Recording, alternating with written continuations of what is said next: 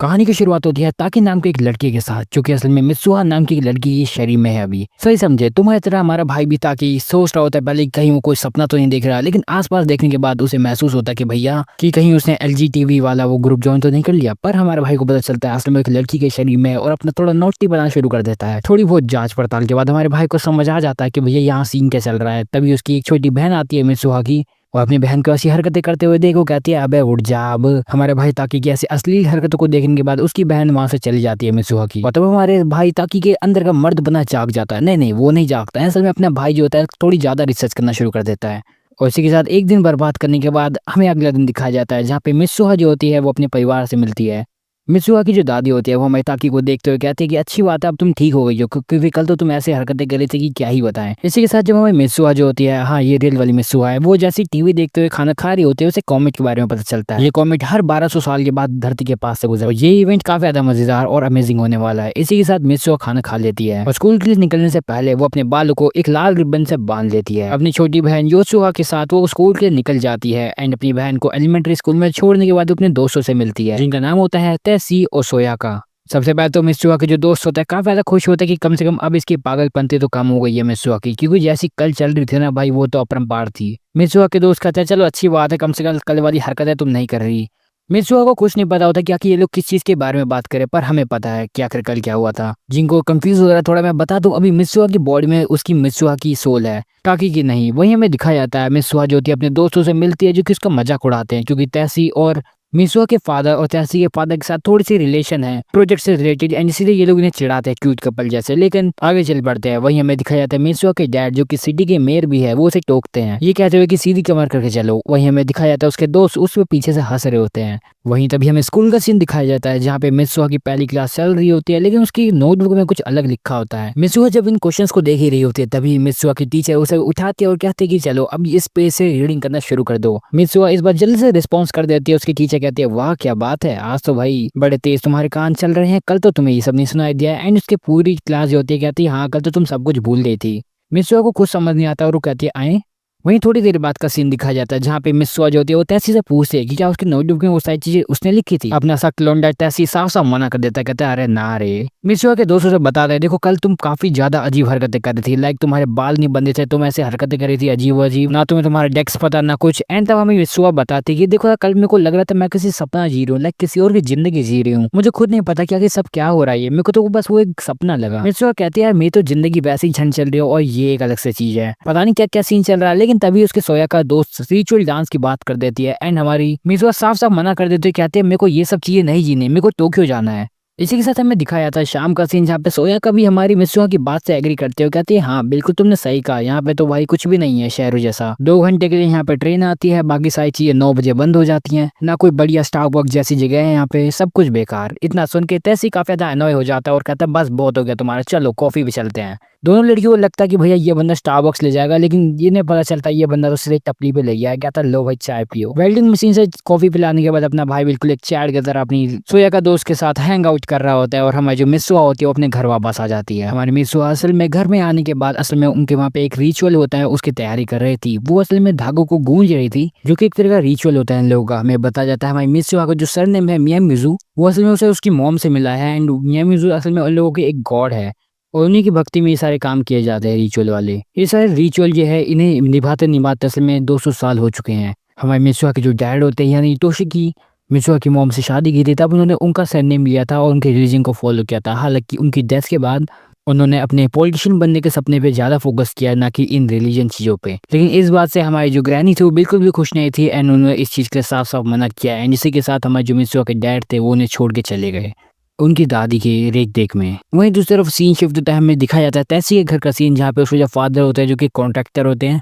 हमें दिखाया जाता है तैसी के जो डैड होता है वो हमारे तोशिकी यानी कि मित्सुहा के डैड के साथ बैठे होते हैं और बात कर रहे होते हैं इलेक्शन पे कि आखिर उसे कैसे जीतने वाले हैं। पर अपना तोशिकी इन सब बातों से परेशान हो जाता है और बाहर चले जाता है हमारी मित्सुहा का डांस देखने के लिए। हमारी मित्सुहा और उसकी जो बहन होती है छोटी वो अपना रिचुअल कर रहे होते हैं। हर साल के इस सीजन में वो लोग इस रिचुअल को परफॉर्म करते हैं और एक एंसेस्टर्स के द्वारा दिया गया एक जो डांस होता है उन्हीं स्टेप्स को फॉलो करते हैं। क्या मतलब तांजीरो के पास भी यही है? कुछ भी तभी हमें दिखाया जाता है मित्सुहा और योत्सुहा जो होते हैं वो चावल को चबाना शुरू कर देते हैं। चावल को 32 बार चबाने के बाद जैसे वो पतला सा उनकी लार के साथ मिक्स हो गए एक पतला सा पानी ऐसा चीज बन जाता है, वो उसे थूक देते हैं एक डब्बे में। इसी बात पे बोलो जुबा की श्री। हमें दिखाया जाता है मित्सुहा जब ये सारी चीजें कर रही होती है, उसके जो दोस्त होते हैं काफी ज्यादा यू यू कर रहे होते हैं एंड मित्सुहा ये सब चीजें सुन रही होते हैं, लेकिन उनकी बातों को इग्नोर मार देती है। थोड़ी देर के बाद का हमें सीन दिखाया जाता है मित्सुहा और उसकी जो योत्सुहा बहन होती है वो अपने कपड़े बदल के जा रहे होते हैं। बस वहीं रास्ते में योत्सुहा को पता होता है कि भैया मित्सुहा के जो दोस्त है या फिर वहीं के उसके क्लासमेट बुली वाले गंदे वाले दोस्त वो उसे बुली करते हैं। चलिए योत्सुहा जानते हैं कि असल में उसकी बहन को टोक्यो जाना है, इसलिए वो कहते हैं एक काम करो तुम इस कुचिका में सके को जाओ और बेच दो, हाँ वही चावल का पानी, एंड इससे मित्सुहा पे पैसे आ जाएंगे क्योंकि लोग सोचेंगे एक हाई स्कूल गर्ल ने बनाया तो भाई काफी बढ़िया लगेगा। लेकिन मित्सुहा इसे साफ मना कर देते हैं, कहते हैं नहीं मेरे को जाना तो है लेकिन ऐसे नहीं। मित्सुहा जैसे उस शाइन के बाहर जाते हैं वो सीधे चिल्लाते हुए कहते हैं मेरे को एक हॉट गाय बनकर टोक्यो में रहना है और कुछ नहीं, ना कि ये फालतू की चीजें करनी है। वही हमें वो दिन दिखाया जाता है जब इन दोनों की बॉडी को शिफ्ट किया गया था एंड हमें दिखाया जाता है कि हमारी जो मित्सुहा होती है वो ताकि बन के उठती है। मित्सुहा को एकदम से कुछ फील होता है नीचे की तरफ एंड कहते हैं ये तो एंटीना है।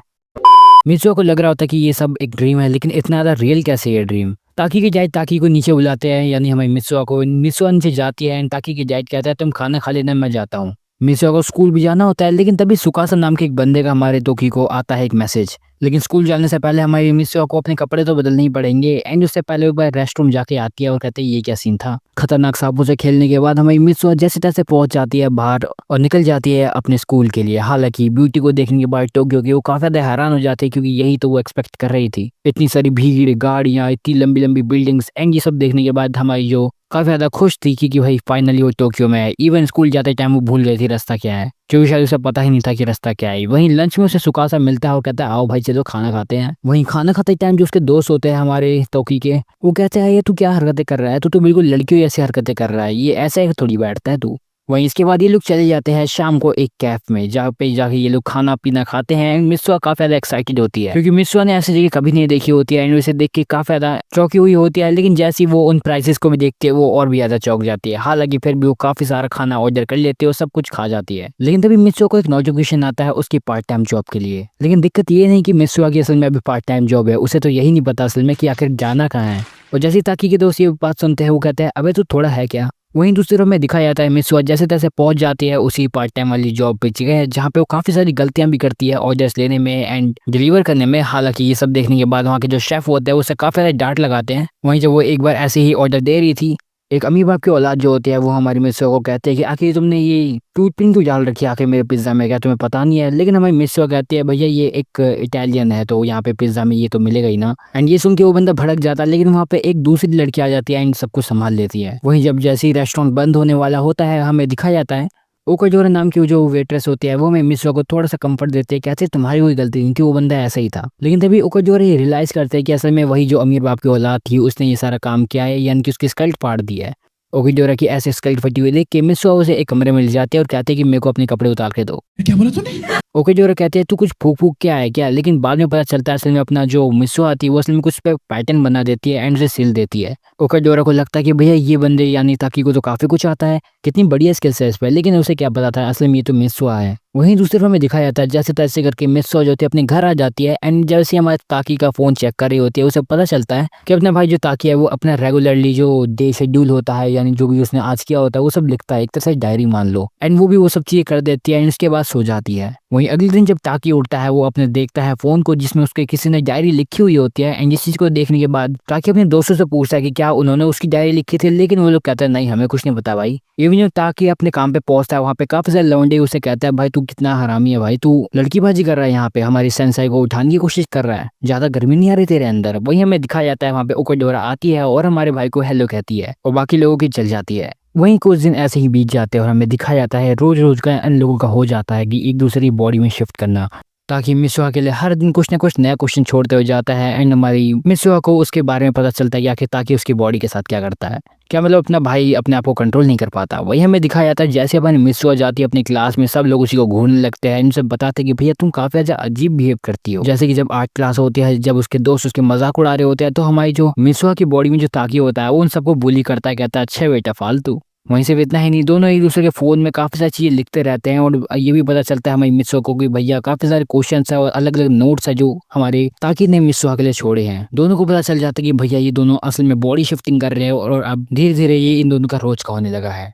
दोनों को पता होता है कि भैया अब इन लोगों का ज़्यादा ही होने लगा है एंड दोनों को दोनों असल में सेम उम्र के हैं। दोनों को ही हाई स्कूल जाना होता है एंड इन दोनों को अपनी कुछ रूल्स रेगुलेशन बना लेने चाहिए क्योंकि इन दोनों का कुछ ज़्यादा ही हो रहा है। हालांकि ये लोग रैंडमली कभी भी बॉडी शिफ्ट कर देते हैं, एक वीक में कभी भी एक बार, कभी भी 2 बार, या फिर कभी भी हो जाता है, इन्हें नहीं पता होता है। इसलिए ये दोनों के दोनों अपने लिए कुछ लिमिट्स बना देते हैं और डे टू डे अपने आप को अपडेट करने के लिए रोज रोज डायरियां लिखते हैं, ताकि क्योंकि इन लोगों की जो मेमोरी चली गई होती है एक दिन की, इसलिए ये लोग एक दूसरे को अपडेट कर देते हैं उसके बारे में। मिसुआ की भी असल में कुछ शर्तें होती है और हमारे भाई की भी कुछ शर्तें होती है जो कि तुम्हारी स्क्रीन में लिखी आ रही होगी, तो तुम लोग देख सकते हो। बेसिकली ज़्यादा नहीं है, मिसुआ चाहते कि अपने पैर थोड़े बंद करके बात किया करो, वगैरह वगैरह किया करो, और हमारा भाई कहता है मेरे पैसे मत फूका करो। इवन तो हमारे मिसुआ ने मना किया होता है ताकि को कि भैया मेरे उनके साथ मत खेला करो, लेकिन अपना भाई मानता का है। दोनों की अपनी हैबिट्स होती हैं जिसकी वजह से ये दोनों को दोनों अपनी अपनी लिमिट्स भूल जाते हैं कि आखिर क्या करने के लिए ना कहा गया है, क्योंकि मिसुआ को घूमनी होती है नई नई सिटी और हमारे भाई को लड़की का एक्सपीरियंस ही, और कुछ नहीं। एंड इन दोनों की हैबिट जो होती है कहीं ना कहीं किसी और चीज़ को अंजाम दे रही होती है। दोनों की लाइफ एकदम से चेंज होने शुरू हो जाती है और हमें दिखाया जाता है वो दिन जिस दिन दोनों की बॉडी शिफ्ट हो चुकी होती है। अपना भाई ताकि जो कि मिसुआ की बॉडी में होता है, पहले तो सोचता है कि उसकी बॉडी की रिस्पेक्ट करेगा, लेकिन इन दी एंड कंट्रोल नहीं कर पाता। योसुआ कहती है अगर आनंद हो गया हो तो चलो फिर। हमें दिखाया जाता है तो कि और योसुआ जो होती है हमारी ग्रैनी यानी दद्दी के साथ जा रही होती है उन्हीं की श्राइन में, यानी कि मियाँ म्यूजिक की श्राइन, जो कि पहाड़ के काफी ज्यादा ऊपर होने वाली होती है। इसलिए अपना जो भाई होता है वो उठा लेता है दद्दी को अपने कंधों पे। हालांकि ये हमारे भाई की रियल बॉडी नहीं है, इसलिए उसे काफी ज्यादा दिक्कत हो रही होती है, लेकिन जैसे तैसे करके वो दादी को ऊपर ले ही जाता है। और वही चलते चलते हमारी जो दद्दी होते हैं वहाँ बता रही होते हैं कि आखिर उनकी जो गॉड है मियाँ मुजू, वो दादू ने ये भी बताते हैं कि असल में जब भी वो उन धागों को गूंजते हैं, यानी वही रिचुअल के लिए वो जो धागों का चीजें करते हैं, उन धागों को गूंजते टाइम वो जो धागे होते हैं वो धागे गूंजते गूंजते जितना भी टाइम होता है उसको पूरा का पूरा कंज्यूम कर लेता है, या फिर यूं कहें कि वो जो धागे होते हैं वो असल में उस टाइम को स्टोर कर लेते हैं। वहीं हमें दिखाया जाता है जैसे तैसे करके ये लोग फाइनली ऊपर पहुंच जाते हैं जहाँ पे इन लोगों की श्राइन होती है। ये व्यू काफी ज्यादा अमेजिंग होता है और हम लोगों को दिखाया जाता है यहाँ पे असल में जो श्राइन है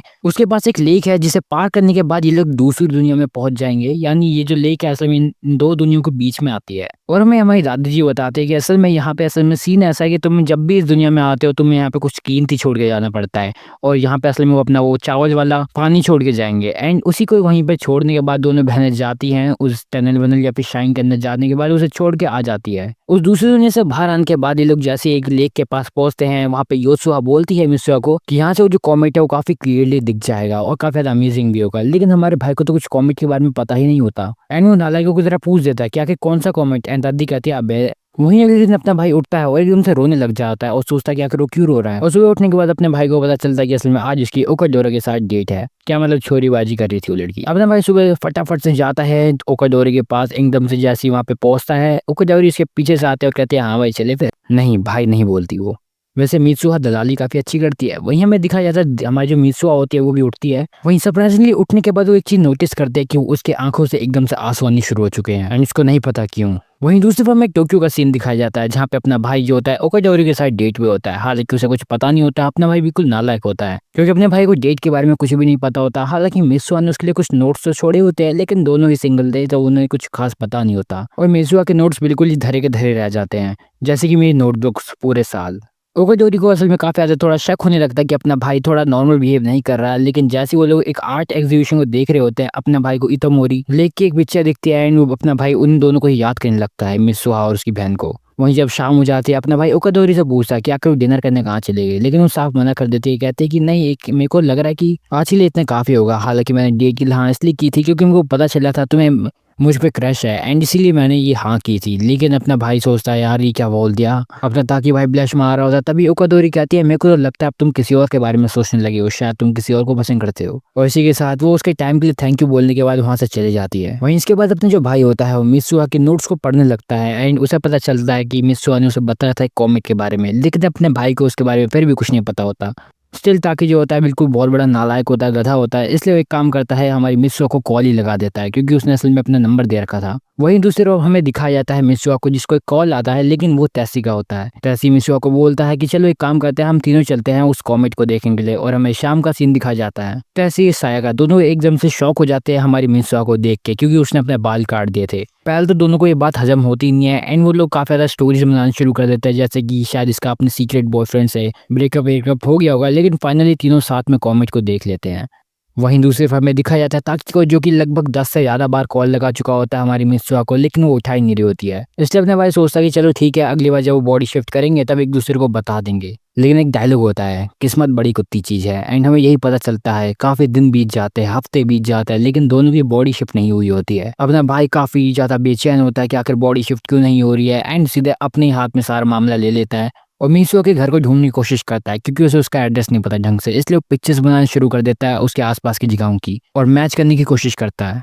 तो कि जैसे तैसे करके इतामोरी लेक की पिक्चर बना लेता है एंड उसको लेने के बाद वो सीधे निकल जाता है ट्रिप पे हमारी मित्सुहो को ढूंढने के लिए। हालांकि वहीं रास्ते में उसे मेट्रो स्टेशन पे सुकासा और ओकाडोरी भी मिलती है। अपना भाई सुकासा को कहता है, यार तुम्हें मैंने मना किया था ना कि मेरे साथ मत आओ, तुम आखिर मेरी शिफ्ट का क्या हुआ? फिर मैंने तुम्हें बोलता वो करेगा, लेकिन अपना सुकासा बोलता है, अरे इसके लिए मेरे पास बंदा है, सिर्फ वो सारा पार्ट संभाल लेगा, तुम अपना बताओ कि अगर तुम जाना है कहाँ है, क्योंकि हमने तुम्हें देखा तुम ऐसे हरकतें कर रहे थे, इसलिए हमें और जानने की इच्छा हो रही है।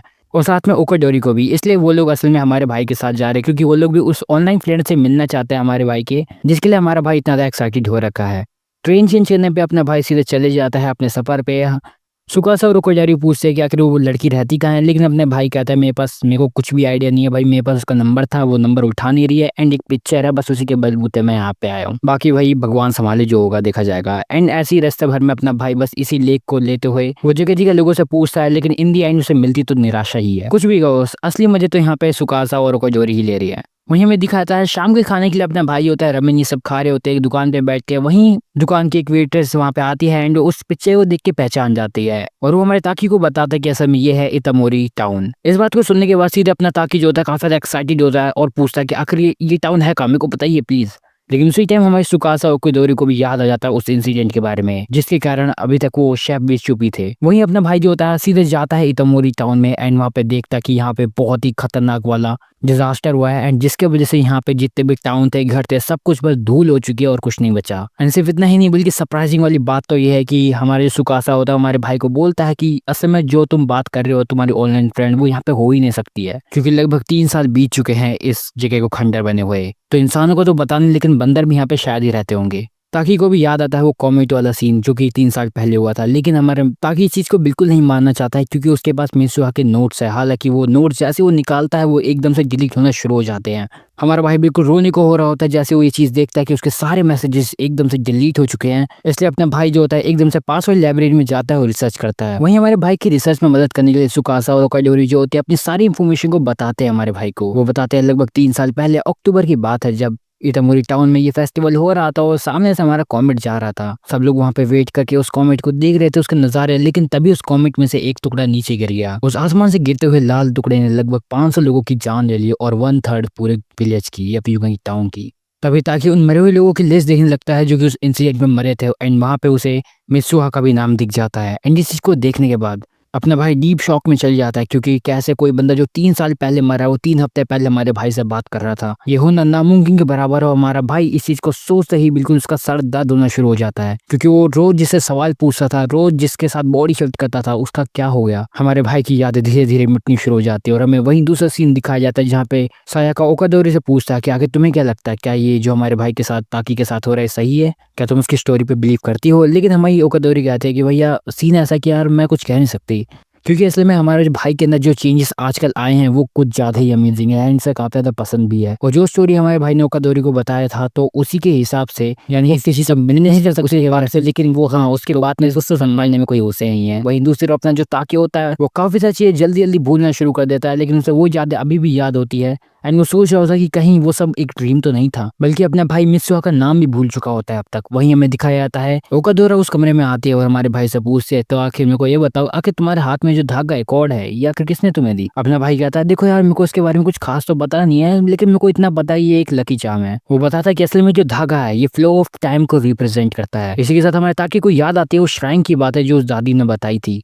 और एक सेकंड के लिए अपना भाई सोचने लगता है कि क्या सच में अभी वो श्राइन वहाँ पे होगी। वहीं जब कल अपना भाई सो ही रहा होता है तभी उसे मित्सुहा की आवाज़ आती है जो कि उससे पूछ रही होती है कि क्या उसे उसका नाम याद है। वहीं सुबह होते ही अपना भाई अपने दोस्तों के लिए एक चिट्ठी छोड़ के ओनर के साथ चले जाता है उस दुकान के उस श्राइन की तरह। वही हमें दिखाया जाता है जैसे अपना भाई उस जगह पहुंचता है जहाँ पे चढ़ाई होती है, वो ओनर उसे कुछ खाने के लिए भी देता है, कहता है आराम से आना। वहीं अपने भाई की किस्मत फूट गई होती है कि वहाँ पे एकदम से बारिश हो जाती है, लेकिन अपना भाई फिर भी नहीं रुकता और खाना वाना खाने के बाद फिर से उसी बारिश में आगे बढ़ता है। और आगे बढ़ते बढ़ते हमारे भाई की मेहनत रंग लाती है एंड वो फाइनली उस श्राइन की तरफ पहुंच जाता है और ये प्रूफ हो जाता है कि वो उसका ड्रीम नहीं था, वो रियलिटी थी। एंड वहाँ श्राइन में पहुंचने के बाद अपना भाई वही चीजों को याद याद करने लगता है और सीधे उसी नदी के पास जाता है जो कि दोनों दुनियाओं को अलग अलग करती है। अपना भाई उस नदी को पार करते हुए सीधे उस श्राइन के अंदर जाता है और सीधे उस पानी वाले चावल की तरफ जाता है जो कि उन्होंने मुंह से थूक के रखा था। एक उसका ही था और एक योसुहा का था। तो वो अपने वाला थोड़ा खोलता है मित्सुहा का और बोतल में से थोड़ी सी जो शराब होती है, क्योंकि ये शायद शराब ही थी, तो वो उसे पी जाता है और उससे पहले एक बार विश करता है कि काश वो फिर से एक बार बॉडी शिफ्ट कर पाए। इतना कहते ही जैसे ही वो उठता है वो एकदम से फिसल जाता है और श्राइन की सीलिंग पे वो एक ड्राइंग देखता है उसी मीटरॉइड की। एंड अपना भाई एकदम से एक अलग ही दुनिया में पहुंच जाता है। एंड वो जो मीटरॉइड होता है वो हमारी मित्सुहा की पूरी जिंदगी हमारे भाई को बता देती है। मित्सुहा के जन्म से लेके जब मित्सुहा की मॉम बीमार पड़ी, उनकी मृत्यु हुई, उसके डैड उन्हें छोड़ के चले गए एंड उसकी दादी उन्हें संभालने लगी। वहां से उस पॉइंट तक भी जब हमारा भाई बॉडी शिफ्ट करना शुरू कर दिया था मित्सुहा के साथ। एंड उसके बाद वो फाइनली टोक्यो जाने से पहले अपने बाल काट लेती है। एंड फाइनली वही दिन आता है मीटरॉइड का जिस दिन वो सारा विलेज या फिर यूं बोल की टाउन बिल्कुल बर्बाद हो जाता है। फाइनली अपने भाई की विश पूरी हो जाती है, वो मित्सुहा की बॉडी में आ जाता है एक और आखिरी बार और अपने आप को रोक नहीं पाता है। शाबाश! अपना भाई रोना शुरू कर देता है और कहता है यार ये फाइनली मेरे को इसी चीज को तो महसूस करना था। वहीं दूसरे फिल्म में दिखाया जाता है जब हमारा भाई ये देखता है कि असल में ये तो वही दिन है जब आसमान से वो मीटरॉइड नीचे आने वाला है। इससे पहले अपना ताकि स्कूल जाता है, उसकी जो दादी होती है वहाँ पे आती हो और कहती है ये तो मेरी बेटी नहीं है। ताकि इस चीज को देखने के बाद काफी ज्यादा कंफ्यूज हो जाता है और कहता है ये क्या हो गया, ये क्या सीन हो गया। दादी जी हमारे भाई को बताते कि असल में एक टाइम वो भी था जब वो भी अपनी बॉडी को शिफ्ट किया करती थी। क्या मतलब दादी भी प्लेयर है। दादी जी बताते कि असल में ये सिर्फ तुम्हारे साथ नहीं हो रहा, ये असल में हमारे पुराने एंसेस्टर से होता हुआ आ रहा है और ये सबके साथ हुआ है। इस बात को सुनने के बाद अपना भाई कहता है यार चिल्लाते चिल्लाते भैया की यहाँ पे एक कॉमेंट गिरने वाला है, तुम सभी मरने वाले हो और हमें कुछ करना पड़ेगा। लेकिन कोई विश्वास नहीं मानता है। अपना भाई स्कूल जाता है, वहाँ पे देखता है कि तासी जो होता है वो कहता है कि तुमने अपने बाल क्यों उठा लिया है। अपना भाई बताता है मेरे को खुद नहीं पता है भाई। लेकिन ताकि उन्हें कहता है देखो अभी ये सब चीज़ों का टाइम नहीं है, अभी हमें मेन काम पे लगना है। वो उन्हें बताता है सारी चीज़ क्या क्या होने वाली है, वो उन्हें कॉमेंट के गिरने की बात बताता है। और ये सब सुनने के बाद हमें ये पता चलता है हमारे दोस्त भी हमारे ये ऐसे तासी और सायाका की तरह होने चाहिए। रीजन पूछोगे क्यों? क्योंकि भाई ये बंदे ने बस सुना कि ये बंदा क्या कह रहा है एंड इसके बाद इसके साथ लग गए। एंड इन लोगों का प्लान तुम लोग सुनोगे ना तो तुम हंस जाओगे। लिटरली इन लोगों का प्लान है कि लोग शहर में बम फोड़ेंगे यार, लिटरली बम। बाद वो जस्ट इन केस कि अगर कोई बंदा क्योंकि इस टाउन से नहीं जाता है बाहर तब, वरना तो अपने भाई पे वैसे प्लान है ही। इन लोगों ने ये भी प्लान बनाया होता है कि यहाँ से जितने भी लोग हैं उन्हें ब्रॉडकास्ट से भेज दिया जाएगा इनके स्कूल पे। वो जगह छुपने के लिए भी काफी अच्छी रहेगी एंड वहाँ पे कुछ भी नहीं होगा, तो वहाँ पे बच भी जाएंगे लोग। एंड इसी के साथ में ये भी पता चलता है कि अपना जो ताकि है वो अपने फादर के पास जाएगा, मेयर भाई साहब के, एंड उन्हें कन्विंस करने की कोशिश करेगा सबसे पहले तो। अगर वो नहीं मानते हैं, बातों पर विश्वास नहीं करते, फिर इनका काम चलेगा अपना बम वाला। पर भाई लिटरली तासी जो होता है वो काफी ज्यादा सपोर्टिव होता है इन सब मामलों में। वहीं दूसरी तरफ जो ताकसी है वो जैसे तैसे के बम ले आएगा और वहीं दूसरी तरफ जो सायाका होती है वो उसका असल में काम होता है कि भाई वो जाएगी ब्रॉडकास्ट करेगी पूरी सिटी में, आई मीन टाउन यार, मतलब तुम समझ जा रहे हो ना। बस सायका कहती है भैया तुम क्या सीन करने वाले तुम्हें खुद पता है, लेकिन दोनों कहते हैं बस विश्वास रख तू सब हो जाएगा। वहीं दूसरी ओर जो अपना भाई होता है वो जाता है मित्सुहा के डैड के पास, उन्हें कन्विंस करने की कोशिश करता है लेकिन वो बिल्कुल नहीं मानते। क्या मतलब ईगो बहुत होती है इस बंदे के अंदर। एंड ये बंदा कहता है तुम बच्चे हो यार, तुम क्या ही कर दोगे यार, तुम मतलब ये बकवास हो रहा है बंद करो यार तुम। मित्सुहा के डैड को लगता है कि कहीं इसके साथ वही इसकी मॉम वाला सीन तो नहीं हो रहा है, इसलिए उसके लिए हॉस्पिटल के लिए फोन करने वाला होता है। लेकिन तभी ताकि जाता है अपने मतलब कि मित्सुहा के डैड के पास जाता है, उनकी टाई खींच लेता है एंड मित्सुहा के डैड कहते हैं तुम मेरी बेटी नहीं हो सकती, आखिर कौन हो तुम। एंड इतना सुनने के बाद अपना भाई बिल्कुल ही निराश की तरह जा रहा होता है। एंड इवन बच्चे बीच में मिलते हैं तो उन्हीं को चिल्ला देता है। उन बच्चों को यहाँ से भागने के लिए कहता है अपने परिवार लेके, लेकिन वो बच्चे बिल्कुल डर जाते हैं। एंड तभी यहाँ पे योसुहा आ जाती है। योसुहा कहते हैं ये आखिर तुम्हें क्या हो गया, सब कुछ ठीक तो है ना, क्योंकि जैसे तुम टोक्यो गई तुम ऐसी हरकतें कर रही हो। योसुहा के मुंह से ही टोक्यो वाली बात सुनते ही अपना भाई थोड़ा सा एकदम से रुक जाता है और सोचता कि एक मिनट टोक्यो, और अपने भाई को एकदम से थोड़ी देर के लिए वो रुकता है और सोचता कि भैया ये बात तो सच है, क्योंकि यहाँ पे ये जो कांड कर रहा है वो तो असली मित्सुहा की बॉडी है। यानी अगर फिर भी ये 3 साल पहले का सीन हुआ होगा तो यानी कि हमारे मित्सुहा को सब कुछ पता है, हमारे भाई ताकि को रियल बॉडी में नहीं पता। इसलिए जो ताकि होता है वो अपनी तैसी की साइकिल लेके वहां से निकल जाता है और हमें याद दिलाया जाता है यस्टरडे का सीन, जहाँ पे जो मित्सुहा होते हैं वो निकल जाते हैं टोक्यो के लिए एक डेट पे कह के अपनी बहन से, वो भी उसी दिन ये सोचते हुए कि असल में वहाँ पे अपना भाई मिलने वाला है आखिर ओकाडोरा से, तो वो भी वहाँ पे जाएगी और हमारे भाई ताकि से मिलेगी। वो सोचते कि शायद हमारा ताकि बिल्कुल भी खुश नहीं होगा, लेकिन 1% चांस है कि शायद वो थोड़ा सा खुश हो। लेकिन जैसे ही मित्सुहा उस जगह पे पहुंचती है जहाँ पे उन दोनों को डेट के लिए मिलना था, वो लोग वहाँ पे पहुंचते ही नहीं है। लेकिन मित्सुहा एक ही जगह नहीं रहती है, वो बाकी जगहों पे भी जाती है, उन दोनों को ढूंढने की कोशिश करती है, लेकिन वो दोनों नहीं मिलते। वहीं जब हमारी मित्सुहा अपने बस घर जाने वाली ही होती है, उसके सामने से एक मेट्रो आती है, जैसे उसके अंदर वो जाने वाली होती है वहाँ पे अपना भाई उसे मिलता है। ताकि वहाँ पे आराम से बैठ के अपने नोट्स पढ़ रहा होता है और हमारी जो मित्सुहा होती है उसके सामने ही होती है। एंड एकदम से उसे बात करने की कोशिश करती है। ताकि उसे देख के पहचानता नहीं है और कहता है आप कौन, और ऐसे एम्बेरसमेंट फील करने के बाद हमारी जैसी बाहर जाने वाली होती है मिसुहा, हमारा ताकि उससे नाम पूछता है और हमारी मिसुहा उसे अपना नाम भी बताती है और साथ में वो दूरी भी दे देती है। वही हमें रियल सीन दिखाया जाता है जहाँ पे अपना भाई जो होता है उसे सब कुछ याद आ जाता है कि आखिर उस दिन टोक्यो में मिसुहा उसे मिलने आई थी, लेकिन उसे बिल्कुल भी याद नहीं होता। वहीं दूसरे हमें दिखाया जाता है रियल वर्ल्ड में जहाँ पे अपना भाई बेहोश हो रखा होता है एंड हमें दिखाया जाता है उसके अंदर मिसुहा की सोल आ चुकी होती है। मिसुहा टाउन को देखते ही समझ जाते कि फ्यूचर में वो मर जाएगी, लेकिन इससे पहले वहाँ पे बैठे रोए वहाँ पे तभी अपना भाई आ जाता है मिसुहा की बॉडी में और हमारे मिसुहा का नाम चिल्लाने लगता है। हमारी मिसुहा उसका नाम तो सुन पा रही होती है लेकिन वो हमारे ताकि को देख नहीं पा रही होती है। जैसे ये दोनों एक दूसरे को क्रॉस करते हैं इन दोनों को कुछ फील होता है कि जैसे शायद ये एक दूसरे के सामने ही होंगे लेकिन एक दूसरे को देख नहीं पा रहे होते हैं। सन जब बिल्कुल सेट होने ही वाला होता है, लास्ट की डिम लाइट जो होती है उसमें दोनों के दोनों एकदम से फिर से एक बार बॉडी शिफ्ट करते हैं और एक दूसरे को देख पाते हैं। अपना भाई जैसे तैसे करके अपने आंसू को रोक रहा होता है और हमारी जो मिसुहा होती है वो उसके सामने रो जाती है उसे देखने के बाद। शायद दोनों को नहीं पता होता कि शायद इन पे बस 1 या 2 ही मिनट आखिरी के, लेकिन ये दोनों बस रोने में अपना टाइम बर्बाद करते हैं। अपना भाई बताता है मिसुहा को कि असल में उसने उसका वो जूस सब पी लिया था जो उसने बनाया था। बाय द वे उस जूस का नाम कुची कामी शेक था जो कि हमारे भाई ने पी लिया। पर एक दूसरे से मिलने के बाद दोनों के दोनों बिल्कुल ही मियां बीवी जैसी हरकतें करना शुरू कर देते हैं और इन दी एंड अपना भाई उसे वो कोड वापस कर देता है मिसुहा को। वो कहता है लगभग 3 साल हो चुके हैं मैंने तुमसे ये लिया था, लो अब वापस। एंड हमारी जो मिसुहा जैसे उसे पहनती है अपना भाई उसे ढंग का कॉम्प्लीमेंट भी देता है एंड वो गुस्सा हो जाती है। समय बहुत प्यारा चल रहा होता है और हमारे लिए भी काफी ज्यादा अमेजिंग समय होता है। दोनों साथ में हंस रहे हैं, एंजॉय कर रहे हैं और काफी अच्छा टाइम बिता रहे हैं। वहीं हमें पता चलता है कि हमारा भाई उसे सब कुछ बताता है मिसुहा को क्या होने वाला है फ्यूचर में। और इससे पहले वो दोनों अपना नाम फिर से भूल जाए वो एक दूसरे के हाथ में अपना नाम लिखने वाले होते हैं, लेकिन एकदम से जैसी मिसुहा उसके हाथ में नाम लिखने वाली होती है वो गायब हो जाती है। और इस चीज को देखने के बाद अपना भाई काफी ज्यादा शॉक हो जाता है कि 1 मिनट वो तो अभी यहीं पे थी। असल में सन के सेट होते ही अपना भाई सब कुछ भूलना शुरू भी कर देता है। जैसे वो अब जैसी मिसुहा का नाम अपने हाथों में लिखने वाला होता है वो एकदम से उसका नाम ही भूल जाता है। वो बोलता है कि वो उसके लिए काफी ज्यादा इंपॉर्टेंट पर्सन है वो जिसका नाम लिखना चाहता है, लेकिन उसका नाम ही याद नहीं आ रहा। कौन है आखिर वो जिसके बारे में वो इतना ज्यादा सोच रहा है, जिसके बारे में वो रो रहा है कि आखिर कौन है वो लड़की जिसका नाम वो पूछना चाहता है। वहीं दूसरी तरफ हमें दिखाया जाता है हमारे जो कि भगते हुए जा रही होती है कॉमेट से होने वाले इंसिडेंट को रोकने के लिए। सीधे भगते हुए अपने दोस्तों के पास जाती है। वहीं बीच रास्ते में तैसे उसे मिलता है जो कि अपना सामान लेके आया होता है बम उड़ाने के लिए, और सीधे वो लोग चले जाते हैं बम से उड़ाने के लिए जगह को एक पावर प्लांट को, जहाँ अपना भाई तैसे जो होता है वो बम को फिक्स कर देता है एंड एक जी के इन लोगों ने बम फिक्स कर रहा है। वहीं दूसरी तरफ ये लोग हमारे सायका को बोलते हैं चलो अपना काम शुरू कर दो ब्रॉडकास्टिंग वाला, because the shit is about to begin. And जैसी लाइट जाती है पूरे की पूरी जगह पे टाउन में लाइट चली जाती है। एंड इस चीज को देखने के बाद हमारा जो मीटरॉइड था वो काफी अच्छी तरह से क्लियरली दिख रहा था। वहीं हमारी दूसरी तरफ सायका एक ब्रॉडकास्ट कर देती है कि यहाँ पे टेररिस्ट अटैक होने वाला है तो तुम लोग सीधे स्कूल की तरफ भाग जाओ, वरना पता नहीं कि किसी कब 52 इंच की छाती फट जाएगी। तो कृपया करके जल्दी से जल्दी स्कूल की तरफ जाए वरना आपके भी चितड़े चितड़े हो जाएंगे। सभी लोग जो होते हैं धीरे धीरे करके जाने लगते हैं, लेकिन मेयर और उसकी जो टीम होती है वो पता लगा रही होती है कि आखिर फेक इन्फॉर्मेशन कौन फैला रहा है। एंड सीधे ब्रॉडकास्ट की तरफ डिटेक्टिव टीम लगा देता है। वहीं दूसरी तरफ में दिखाया जाता है अपना जो तैसी और हमारी मिसुहा जो होती है सभी लोगों को कह रही होती है निकलो यहाँ से, लेकिन एकदम से मिसुहा जब रोने लगती है क्योंकि उसे याद नहीं होता है हमारे भाई का नाम,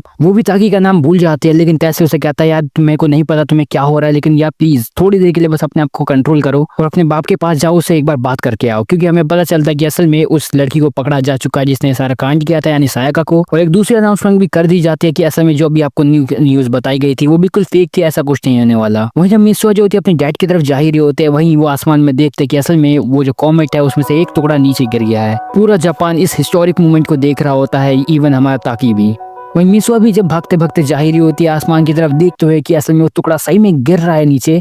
वो आसमान से गिरते हुए लाल पत्थर को देखते देखते वही नीचे गिर जाते हैं एंड एकदम से उसका नजर उसके हाथ पे जाती है जहाँ पे असल में हमारे बुद्धू नालायक इंसान को अपना नाम लिखना था, वहाँ पे वो आई लव यू लिख के बैठा है। इस चीज के बाद हमारी मिसुहा कहती है वे पागल नालायक तुम्हें यहाँ पे अपना नाम लिखना था, आखिर मैं इससे तुम्हें कैसे याद करूंगी। लेकिन स्टिल अपनी जो मिसुहा होती है सीधे भक्त हो जाती है मेयर के ऑफिस में और हमें दिखाया जाता है इंडिया आसमान से वो लाल पत्थर जो होते हैं वो आ जाते हैं उसी टाउन के ऊपर और गिर जाते हैं वहाँ पे और एक बहुत ही बड़ी आबादी वाली जगह को हिट कर देते हैं।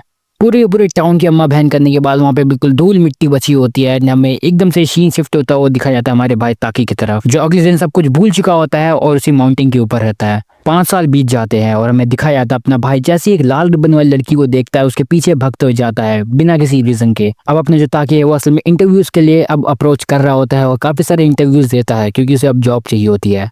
अपना भाई मित्सुहा उस इंसिडेंट के बारे में पूरी तरह से भूल चुका होता है, लेकिन वहीं में पता चलता है सुकासा की अब एंगेजमेंट भी होने वाली होती है। मतलब वो हो चुकी होती है लेकिन उसके बाद का सीन रह रहा होता है। वहीं दूसरी तरफ हमारे ओकाडोरा जो होती है वो हमारे भाई से मिलती है, क्योंकि वो हाल ही में अभी यहीं पर पास में थी। वो बताती है लगभग 8 साल बीत चुके हैं उस इंसिडेंट को हुए। ओकाडोरा वो बात भी याद दिलाती है हमारे भाई को कि जब वो तीनों के तीन वहाँ उस माउंटेन पे गए थे, उस टाउन इतामोरी टाउन में भी। हमारे बुद्धू ताकी को कुछ भी याद नहीं रहता है, उसे बस ये याद रहता है कि वो बस उस जगह पे उठा था और कुछ नहीं।